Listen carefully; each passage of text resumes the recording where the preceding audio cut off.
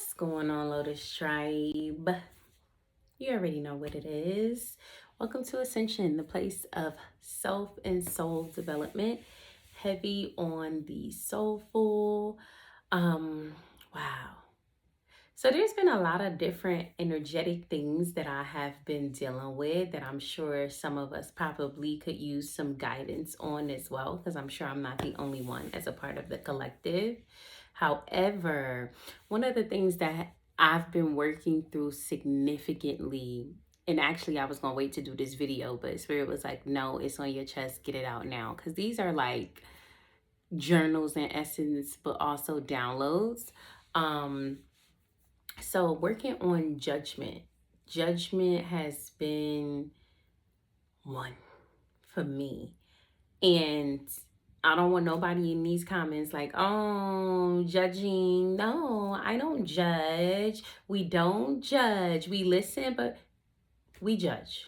We judge. We as a society, we judge. We as a world, a planet, we judge. If somebody is not our religion, we judge them, and it comes off like they're less than. When somebody doesn't operate and do things the way that we feel that they should, or the way that we would have did, we judge them.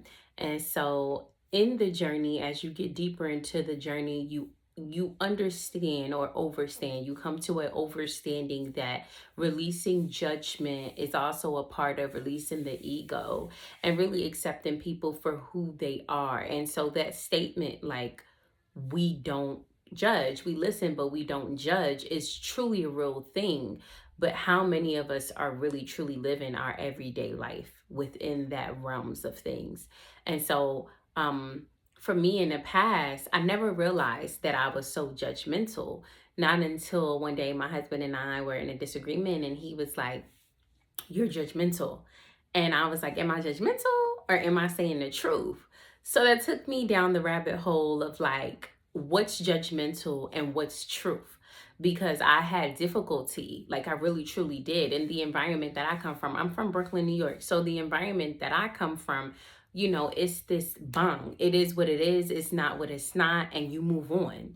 And so fortunately, and unfortunately, because I think it's balanced to both, I have had the blessing, I'm going to say it's a blessing, of being from an environment that has caused me to have my deception knob, well, not deception, that was incorrect, but my discernment knob fully on to see and be able to identify deception. And it's very difficult for me to operate in spaces, or it has been a challenge for me to operate in spaces where I can't see things up front, like just out there. I don't do well in passive energy. I don't like passiveness. I like for things to be put out, and then we can navigate that. But lately in my life, I have been surrounded by, I want to say, passive people. Not only passiveness, but also in spaces of which people are choosing to live a way that I don't particularly would find conducive for myself. I don't want to say that it's wrong or right or indifferent, because at the end of the day, that's their choice and that's the path that they have to walk. But I have been having those conversations with myself now, like, oh, you're being in judgment. And I've been checking myself, and it has been so difficult. And the funny thing is, like, sometimes, when you're just living life and you're living, you don't realize how much of a reflection you are externally and how much of a magnet you are. So I'm able to identify when other people are being so judgmental. And now it's become a active trigger for me. And sometimes I have to giggle because it's like, oh, that was once me at some point, because I'm actively working on it. It's like this identity that you assume about yourself, like I'm better than, or I'm superior because. And I just come to really understand that there is no such thing. And I know I've said it before in other videos, but more recently it has really, really been on me, like just being mindful, because as I learn and my brain cells shift and my overstanding shifts about what this experience truly is, it automatically is kind of like a lead, like, okay, you should be living your life this way, and you should be living your life this way, because this is the way. This is the Tao, right? Like Wayne Dyer talks about. But I have really had to take a step back and really be the observer and the listener, and not so much the teller of like what someone should be doing. And I remember like when I really first started awakening back in like 2016, 17, I used to like get upset because I felt like somebody had to see my perspective, my point of view. And if they didn't, it was like they were less than, or that they didn't know.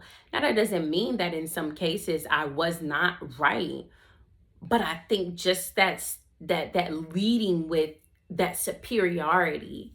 And so now that I see it in other people, it's like, oh wow, like wow.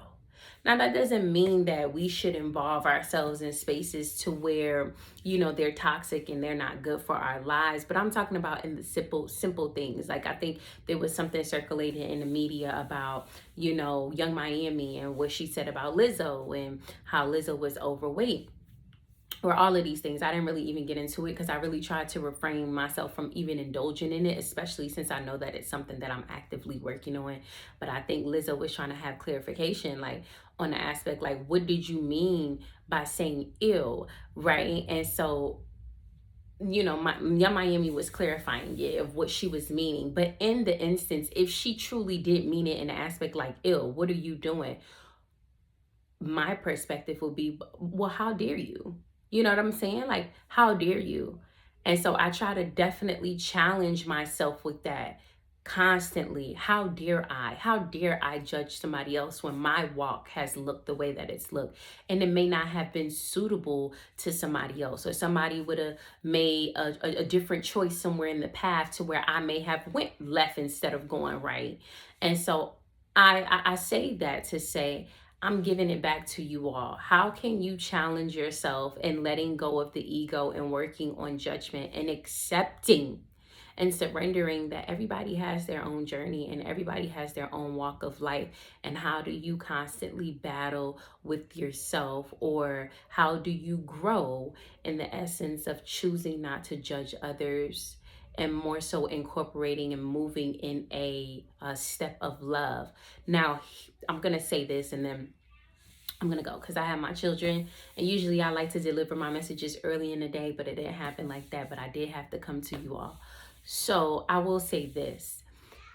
As I am starting to work on my judgments and judging others and allowing God to be the judge and taking myself out of it, that has nothing to do with discernment and me saying, hey, this energy or these group of people are not best suitable for me. Like, you still have your discernment, but I think the judgment comes in when you say these people are less than because they're living like that. No, these people are just choosing to live like that because that's their choice of how they're choosing to live. But it doesn't make them any less of a person. They're still a person, or soul, what so have you. And so in this space, I will say I have been significantly triggered, realizing that I have been living in a frequency that is not necessarily true to my soul. I have been living in a frequency, and it's altering and shifting internally first and foremost, where it has been heavily judgmental. And now that I'm working on that, I am very much so triggered, and I can feel it. Like, I can feel it in the vibrations of other people. I can feel other people's expectations, even when I'm not in their space collectively. And I can feel the energy that is being transmitted to me, you know, without words even having to be disclosed. And so I say that to you all because I know that if some of you are experiencing that, it is not for you to act hasty and address it and say, hey, is there a problem? It is simply for you to work through it by yourself, with spirit, with your inner self, with your guides first, identifying what exactly needs to be worked on. And then once you have true clarity, and the full download of what it is that needs to be addressed, then go ahead and do so. And some of those feelings may not involve a conversation. Some of them just may be you saying, I see what it is, and some things don't. What's overstood does not have to be said, and I'm just choosing to navigate my life differently, and so we have to sever this tie. So I wanted to give that to you because I think that that's been the scary part for me, not only accepting people for who they are, but also accepting that, you know, after this season, some relationships will not sustain. And so, sending you my love and my light per usual, as always. And my baby has said it's enough. Ciao.